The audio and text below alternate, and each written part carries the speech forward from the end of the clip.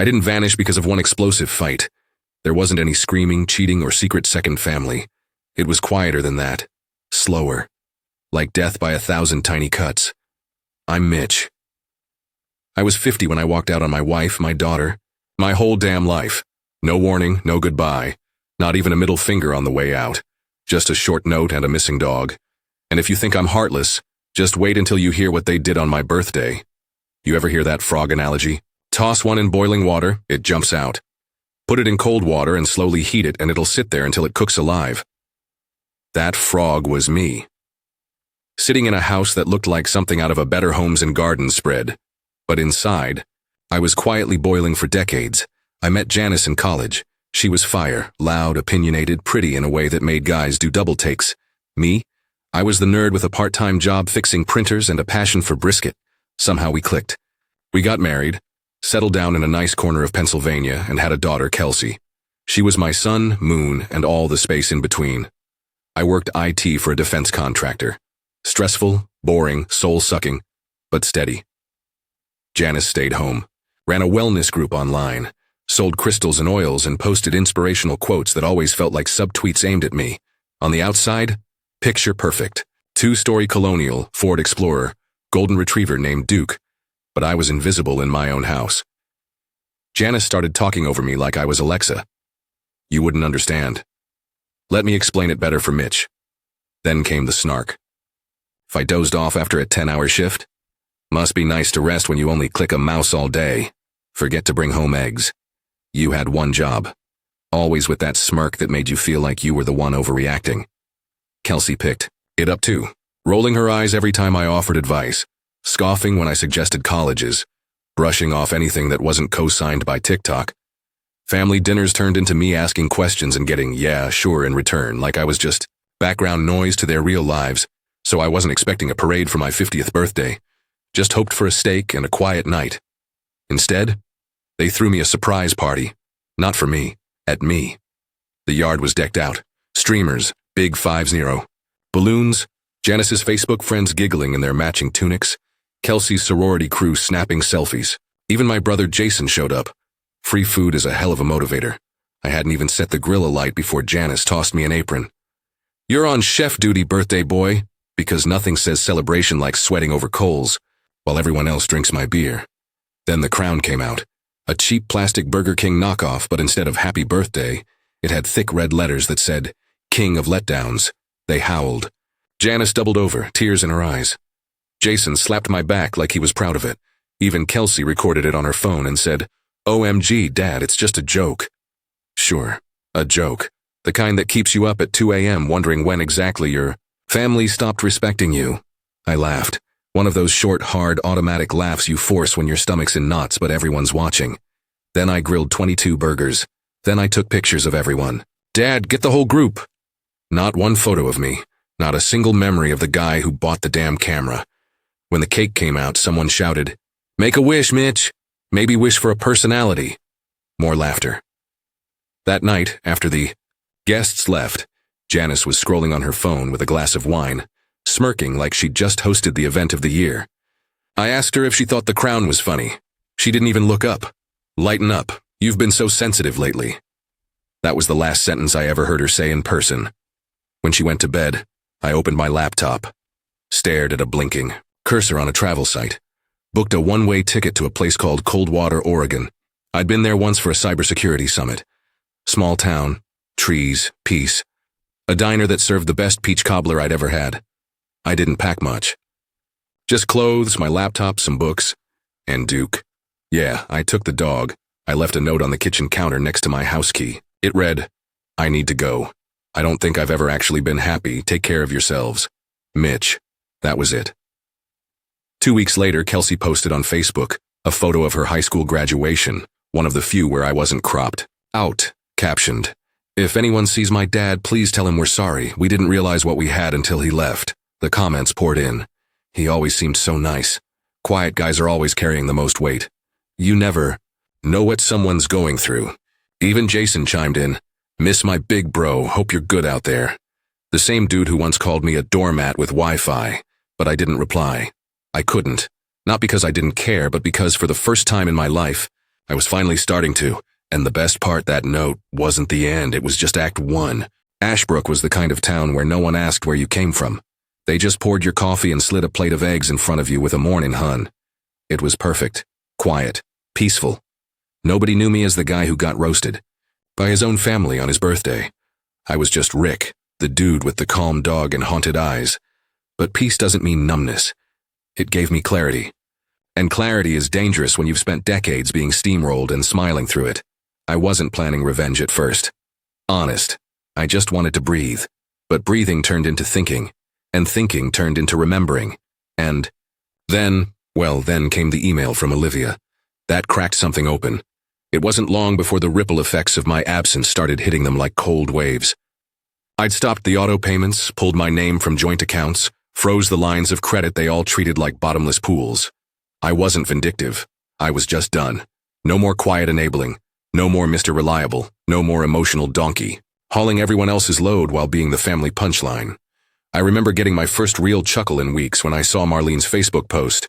When someone you love abandons their family without a word, it says more about them than does about you. Classic Marlene, half-truth, full drama. Always the victim in her own soap opera. And right on cue, the comments rolled in. "Stay strong, Queen. Praying for you, sis. He'll come crawling back. They always do." Except, I wasn't crawling anywhere. Then came the cracks. Olivia's lease renewal stalled when the bank flagged her co-signer as removed. Jeff tried to apply for another credit card and got denied.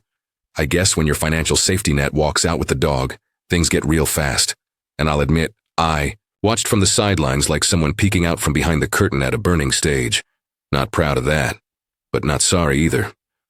Marlene must have hit panic mode, because 2 weeks after I left, I got a letter forwarded to me from my old house.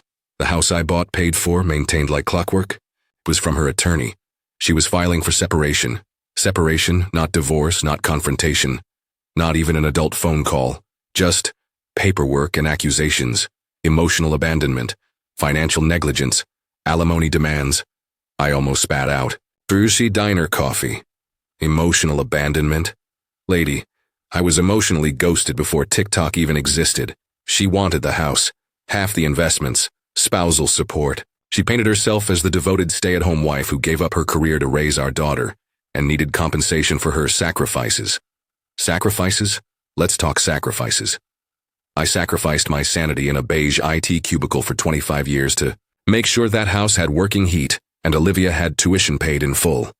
I sacrificed weekends fixing broken plumbing, repainting bedrooms, covering for Jeff's debts when he vanished after a DUI.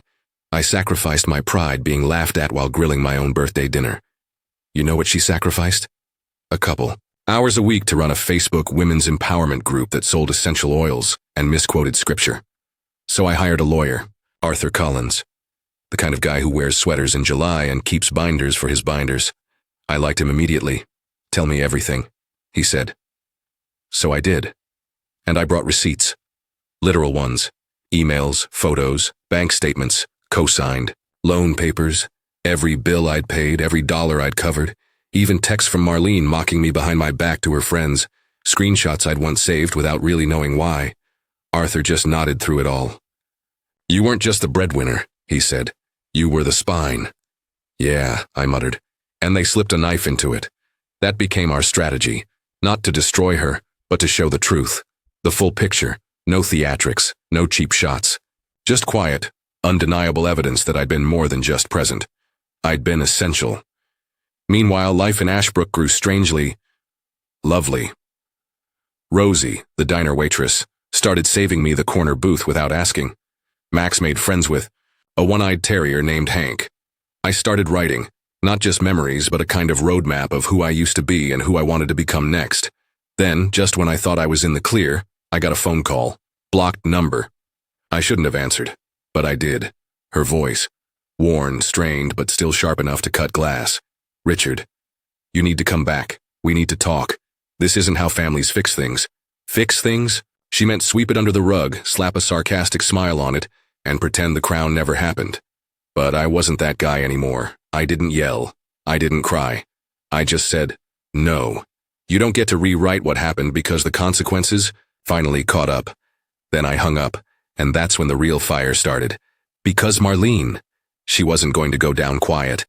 She had one final ace up her sleeve, and it was about to blow everything up. I never thought I'd end up in a courtroom. To be honest, I figured my family would just wash their hands of me after I left, write me off as the irresponsible one, and move on. But Marlene? She wasn't going to just let things go. Oh no. She had one final card to play, and this time, it wasn't just about money. It came out of nowhere like a wrecking ball crashing into the life I thought I was finally putting together. I was sitting at Rosie's diner, taking my usual mid-afternoon break, when I saw a letter slip through the mail slot.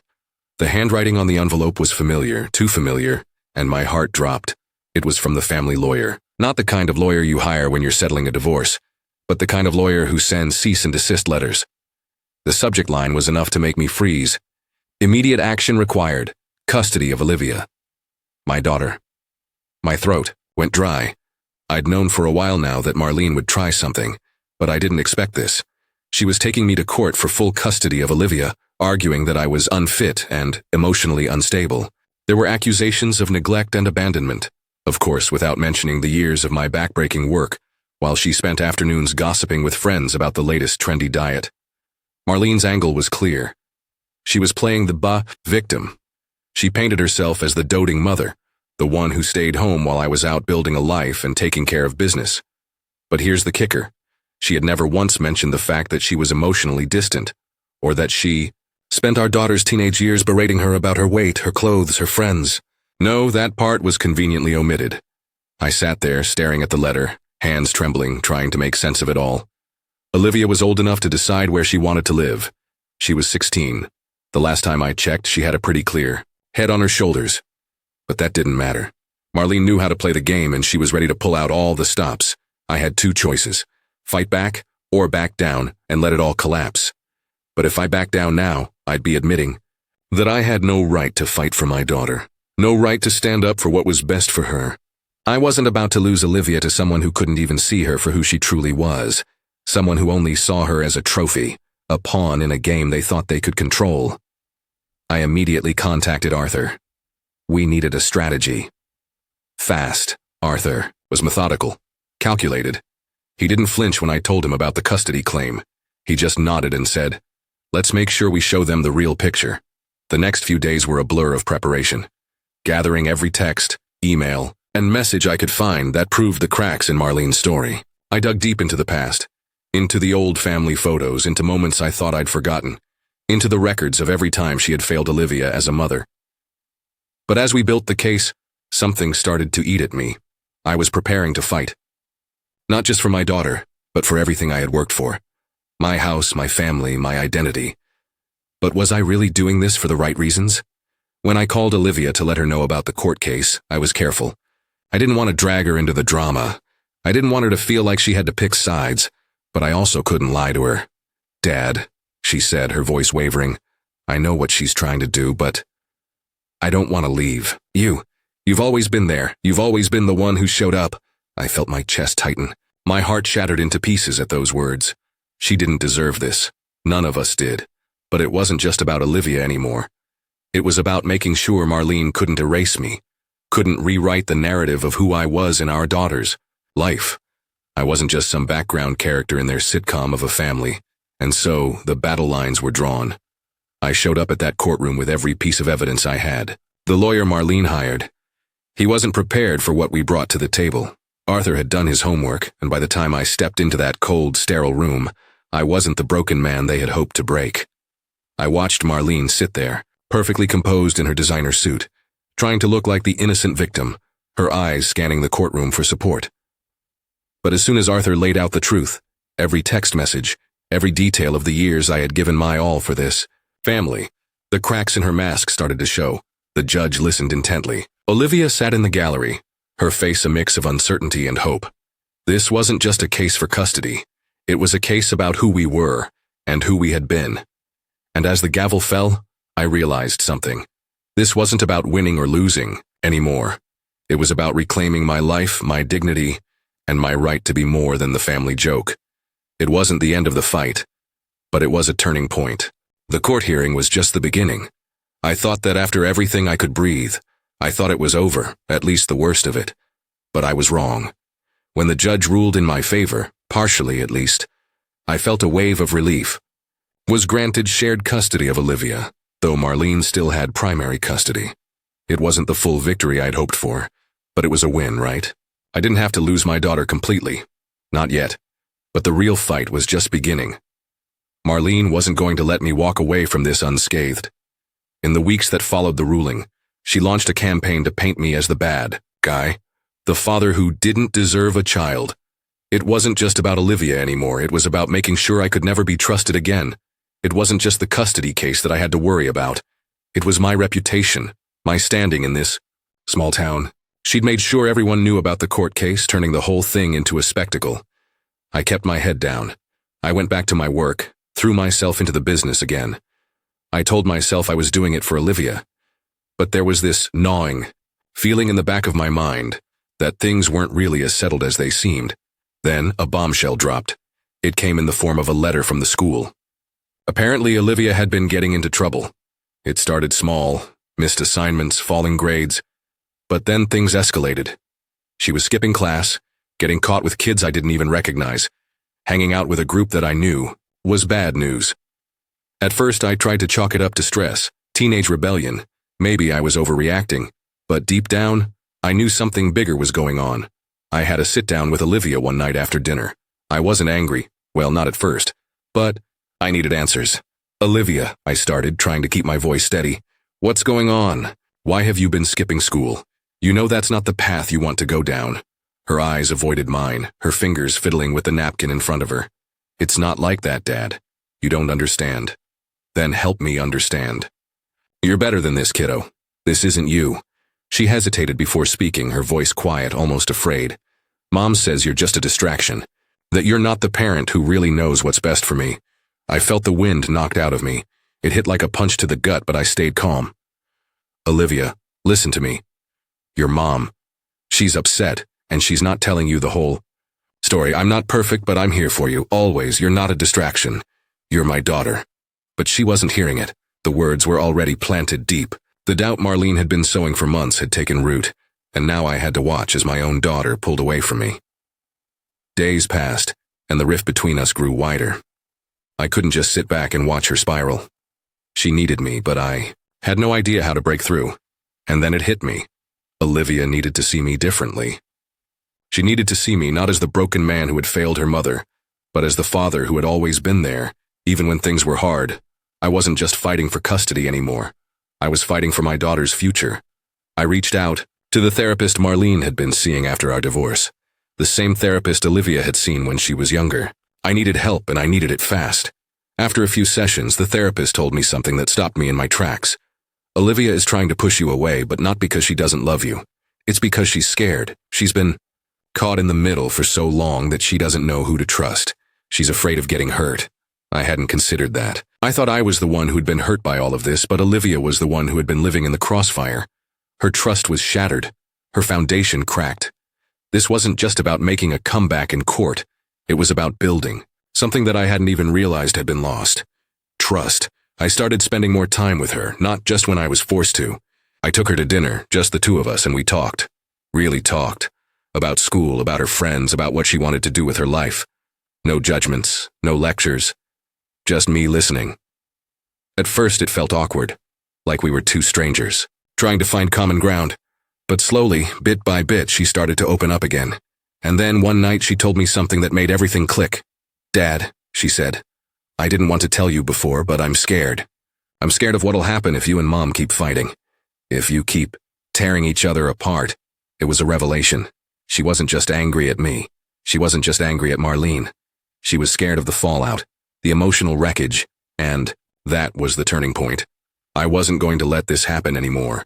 I wasn't going to let her grow up thinking that the world she lived in was defined by bitterness and division. She deserved better. It was time to take back control.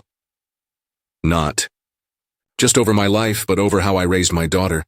The fight with Marlene was far from over, but I wasn't just fighting her anymore. Now, I was fighting for Olivia. Every decision I made felt like it had to be calculated, every word measured. No more mistakes, no more letting things fall through the cracks. It wasn't just about my daughter's emotional state. It was about protecting her from the chaos that Marlene and I had created. The war that raged in our house, in our hearts, was starting to seep into every part of her life. The more I tried to help, the harder it seemed to be to reach her, but I wasn't giving up. The next step came unexpectedly. It was just another regular afternoon when I got a text from Olivia. She was asking if I could pick her up from school. A simple enough request, but the tone of her message was different. It wasn't just about logistics, it was something deeper. Could tell something was wrong. I arrived at the school and found Olivia standing by the front doors. Her head hung low. She looked up at me as I approached, and the look in her eyes was a mixture of guilt, fear, and something else. Something I couldn't put my finger on. Dad, she started, her voice trembling. I don't know what to do. I could feel the weight of her words hanging in the air. Whatever it wasn't something small. I pulled her into a hug, trying to steady her, though I could feel my own heart racing. What happened? I asked gently. She took a deep breath, her eyes welling up. I got in trouble, really bad trouble. My heart sank. What kind of trouble? I got caught with some kids. They told me it was just a game, but it wasn't. I didn't know what I was getting into. They wanted me to do things I shouldn't have, and I didn't stop it. I felt the air leave my lungs. This wasn't just a small mistake. This was the kind of trouble that could follow her for the rest of her life. My daughter, caught up in something she didn't understand, something bigger than both of us. Olivia, I said, my voice steady even though my mind was racing. You don't have to do anything you don't want to. I'm here. You tell me everything, and we'll fix this together. I don't care about the mistake, I care about you. Her eyes searched mine for a sign of judgment, but all she saw was love. I'm so sorry, Dad, I didn't want to disappoint you. Don't apologize to me, I said firmly. You're not a disappointment. We're going to get through this, okay? No more running away from things. We face them head on. Over the next few days, I worked with her school, made sure she had the support she needed to understand the gravity of what had happened, but also to help her move past it. We found a counselor, someone who could guide her through what she was feeling and what had led her to those choices. And it was a wake-up call. Not just for Olivia, but for me. I realized how much I had let her slip through my fingers in all the chaos of my own personal life. I hadn't seen how badly she was struggling with everything. I had been so focused on the divorce, the custody battle, and everything else that I hadn't paid enough attention to what she needed. But that was changing. Every day after that, I made an effort to be there for her, really there. No more hiding behind excuses. I listened when she talked. I was patient when she needed space, and I celebrated every little victory she had in regaining control of her life. And slowly, things started to improve. But even as Olivia was healing, there were still the lingering shadows of what Marlene had planted in her mind. The doubts, the lies, the manipulations. It wasn't easy to erase those things, but I knew I had to keep fighting for my daughter. She wasn't going to trust me overnight, and I wasn't expecting miracles. But I was ready to put in the work. It wasn't just about being a good father anymore. It was about showing Olivia that I could be the man she needed me to be. I wasn't perfect. I had failed her mother, but I was determined not to fail her. And then out of nowhere came a breakthrough. It was a Saturday afternoon, and I had just picked Olivia up from her therapy session when she turned to me with a small smile. It wasn't much, but it was a start. Dad, she said, I think I'm ready to try again. I'm not saying everything's perfect, but I think we're getting somewhere. I couldn't help but smile back. I think so too, kiddo. It wasn't easy, it wasn't instant, but I had the hope I hadn't had in months. We had a long road ahead of us, but for the first time in what felt like forever, I felt like maybe, just maybe things were going to be okay. And then the phone rang, I looked down at the screen and my stomach dropped. It was Marlene. I stared at the phone for a moment, my hand frozen. The last time I'd heard from Marlene, the world had come crashing down. She'd filed for divorce, the house was a battlefield, and my daughter had been caught in the middle. What could she possibly want now? Against my better judgment, I answered. Marlene, I said, my voice tight. What is it? There was a long pause on the other end, and for a moment I thought she'd hung up. But then her voice came through, shaky and full of emotion. I'm sorry, she said, her words barely audible. I don't know how to fix this. I swallowed hard. Fix what? There was a bitter edge to her tone. I messed up, okay? I see what you've been doing with Olivia. You're trying, and I didn't want to admit it, but you've been a better parent than I've been, and I've been awful. Her apology hit me like a punch to the gut. It wasn't something I'd expected, and it certainly wasn't something I knew how to process. For years, I had been the one apologizing, the one trying to repair the damage. Now here she was, telling me she was the one who had messed up. "I'm not perfect, Marlene," I said, my voice low. "But I've always tried. I've always put Olivia first." "I know," she whispered. "I'm scared, okay? Scared of losing everything. Losing her." The words hit me harder than they should have. "Losing her?" I repeated, disbelief flooding my chest. "She's not the one you're losing, Marlene. It's us, our family." Marlene's voice cracked. "I know, but it's so much more complicated than that. I thought I was doing the right thing. I thought pushing you away would make things easier. For everyone. But it didn't. It made everything worse. I felt an odd mix of anger and relief. This wasn't the same woman who had torn apart everything we built. This was someone who finally realized the consequences of their actions. But it didn't change the fact that the damage had already been done. I took a deep breath. "It's too late for apologies, Marlene. You've already made your choices, and I've made mine. I didn't think you'd say that," she said, her voice breaking. "I thought we could fix it, but I see now I've pushed you too far." "Maybe it's too far for you," I said, trying to keep my emotions in check. "But I'm still here, for Olivia. That's where my focus is." The silence between us stretched on, and in that silence something clicked, something deep inside of me, something I hadn't realized until just then. The last shred of hope I'd been holding on to was gone. There was no coming back from this, no mending the pieces that had been shattered. The divorce wasn't the end of the road. It was the beginning of something new, something I wasn't ready for, but something I couldn't ignore. I couldn't keep fighting for a family that no longer existed. Marlene's voice came again, but this time it was quieter.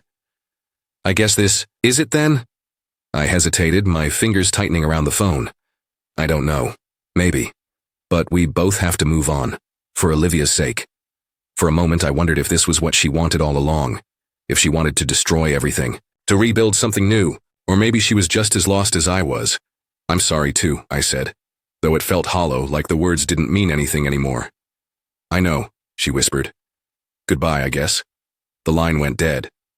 I stared at the phone, still holding it to my ear as the weight of everything pressed down on me. I'd been angry for so long, holding on to bitterness, blaming her for every failure, every mistake. But now I realized something. The bitterness wasn't going to bring me peace. It wasn't going to help Olivia. It wasn't going to fix what was broken. And then it hit me. This was the moment of truth. This was when everything changed. I wasn't just fighting Marlene anymore. I wasn't just fighting for Olivia. I was fighting for myself, for the man I wanted to be, the man I could be, a better father, a better version of myself. Not defined by the past, not weighed down by the failures I had carried for so long.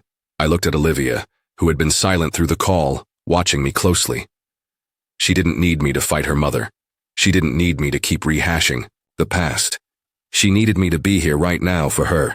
I pulled her into my arms, holding her tightly, my own emotions finally coming to the surface. "We'll be okay, kiddo," I said, my voice cracking. She looked up at me, her eyes full of hope. "Yeah, we will." And in that moment, I realized something even more powerful. I wasn't just trying to fix my relationship with her. I was rebuilding myself. I wasn't the king of letdowns anymore. I was the man who refused to let his daughter be another casualty of his failures. The future was unwritten, but for the first time in a long time, I believed it could be different. That's the end of today's story. Did things turn out the way you thought, or were there some surprises along the way? Share your thoughts in the comments. I'd love to hear what you think. If you enjoyed this journey, don't forget to hit the like button. And if you haven't joined the community yet, now's the perfect time. Subscribe and turn on notifications so you're always the first to catch new stories. Thanks for watching, and I'll see you in the next adventure.